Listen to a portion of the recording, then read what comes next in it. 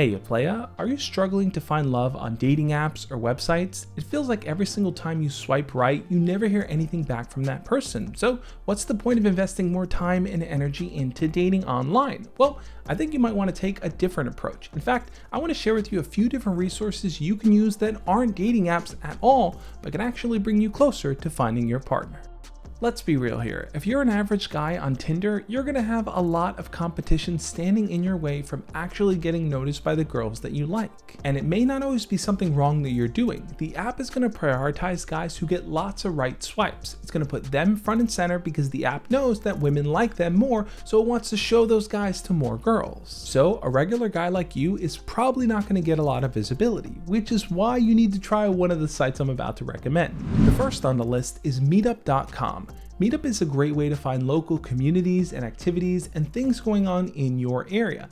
If you have a certain hobby or interest, just type it up at Meetup and it's a great way to find people that like the same things that you do. You can also look up things like singles events or speed dating, but I think the real power in it lies in finding local people in your community. What's great about it is that you can attend an event that's really centered around something that you enjoy talking about or doing, and in that process, go to it, meet a bunch of people, make new friends, and even potentially meet someone that you can date that has the same hobbies as you. And in that process, you may come across someone that you never would have interacted with on a dating app. On Tinder, they might have just saw your profile picture and made a snap decision about you, but by meeting up with them in person at an event that centers around something that the both of you enjoy, you now have a common interest that can bridge the two of you together without just solely relying on looks alone. Speaking of local people, communities, and activities, the second thing you should check out are Facebook groups. Now I know, Facebook isn't as cool as it once was, but it's still a great way to kind of really niche down and to find very specific groups of people that like very specific things. There are hundreds of fan groups and meme pages for pretty much every pop culture thing that has ever existed. So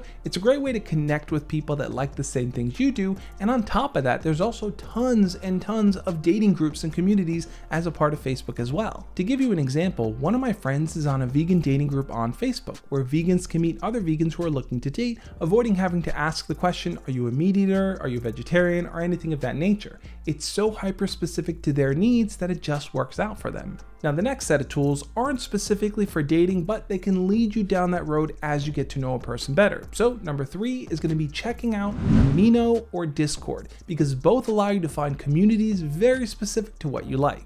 Amino is an app that kind of breaks down into smaller apps depending on what you like. So for example, if you're a huge Doctor Who fan, there is definitely an Amino group for that.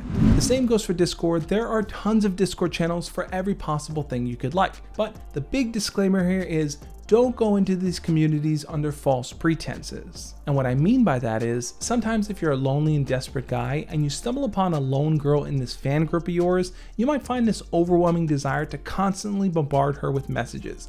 Don't do that. Take a step back if you find yourself in that place. In theory, it makes sense to shoot your shot, but chances are if they're a single girl in this lone sea of guys, they're getting lots of messages already. So take a step back, take a chance to get to know them, and if you feel like there's reciprocation there, if they're getting to know you just as much, then you have a potential chance. Now you can call me crazy for suggesting this, but I think a lot of people are actually sleeping on this potential dating opportunity, and that is number 4, Instagram geo-mapping. Part of the beauty of Instagram is that people can tag locations on their photos. So if they travel somewhere really cool, they might tag it and it'll show up in the feed for that location. So if you live in a place that has really cool attractions, or it's just somewhere that you tend to go a lot with your friends, you could search up that location on Instagram, see all the photos that are in there, and then use that as an opportunity to start conversations with people. If you're able to leave comments on the picture, ask them if it's their first time there, or recommend something else cool to do in that area. What you're doing is opening up the doorway here to start new conversations with brand new people,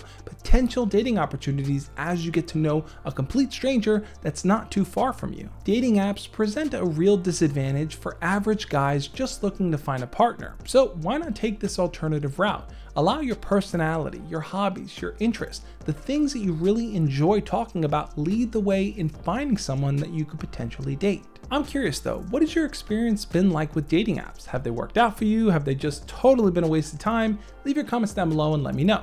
Now what I want you to do is check out the video over there on the screen, which is going to talk more about kind of the disadvantages and the struggles that average guys face in dating and how to overcome them. Check out that video and I'll catch you next time. As always, love and peace.